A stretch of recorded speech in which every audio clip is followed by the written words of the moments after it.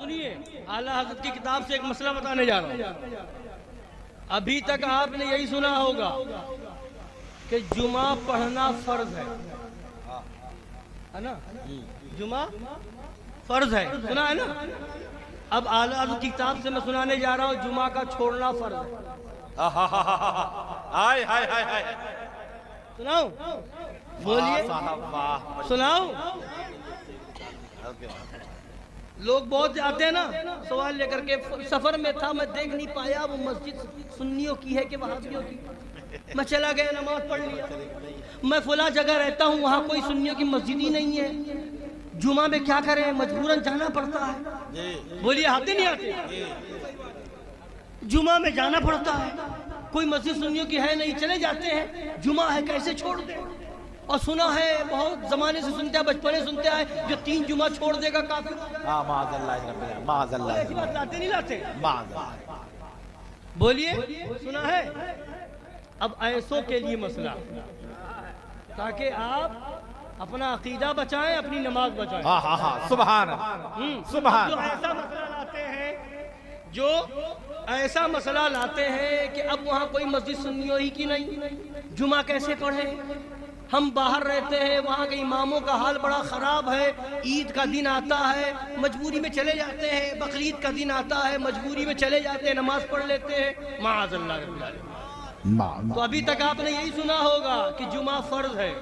اب آج بتا رہا ہوں کہ جمعہ کا چھوڑنا فرض ہے.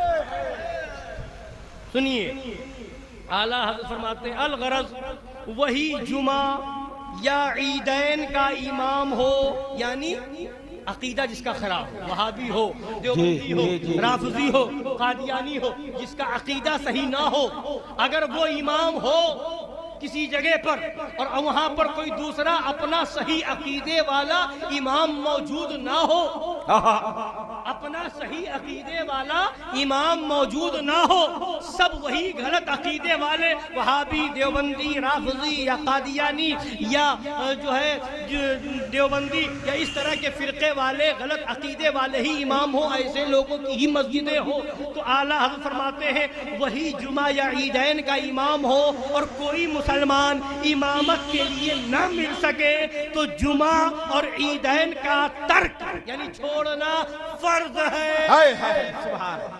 سبحان اللہ سبحان اللہ. جمعہ کا چھوڑنا سبحان اللہ سبحان اللہ. عیدین کا چھوڑنا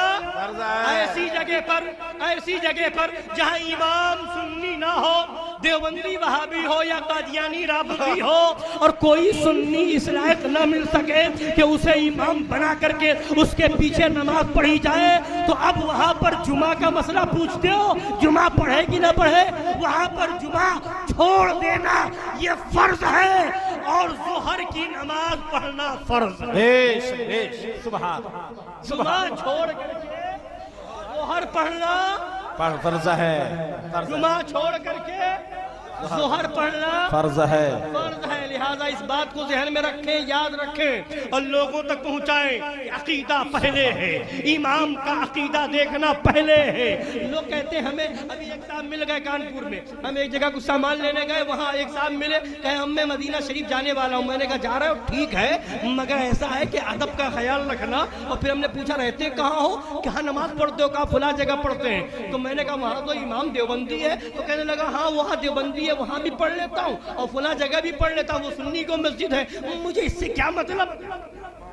ہمیں تو نماز سے مطلب ہے. تو میں نے کہا اس کا مطلب تم تو وضو بھی نہیں بناتے ہوگے. کیوں؟ بلال بھائی ساتھ میں تھے. تو ہم نے کہا تم تو وضو بھی نہیں بناتے ہوگے. تو کہے نہیں وضو بناتا ہوں. میں نے کہا بھائی نماز سے مطلب ہے، نماز سے مطلب ہے، پڑھ لیا. تو ہم نے کہا تو بولے نہیں وضو بنانا ضروری ہے، بغیر وضو کے نماز کہاں ہوگی؟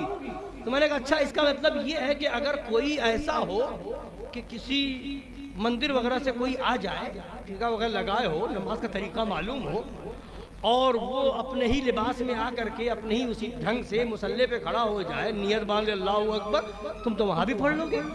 نہیں ہم ان کا نہیں پڑھیں گے. ان کے پیچھے کیسے پڑھ لیں گے؟ میں نے کہا تم نماز پڑھنے سے مطلب پڑھ لو، نماز پڑھنے سے مطلب ہے پڑھ لو. کہنے لگے نہیں بھائی امام بھی دیکھنا پڑے گا. تو میں نے کہا یہی تو بتا رہا ہوں، امام بھی دیکھنا پڑے گا. وضو شرط ہے، بغیر وضو کے نماز نہیں ہوگی، تو اس سے پہلے ضروری ہے کہ امام کا عقیدہ دیکھا جائے گا۔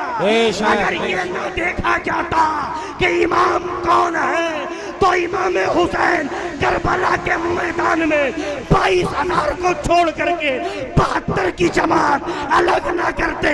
بتا دیا امام حسین نے کربلا کے میدان میں نے 22,000 کے لشکر کو لات مار دیا ہے۔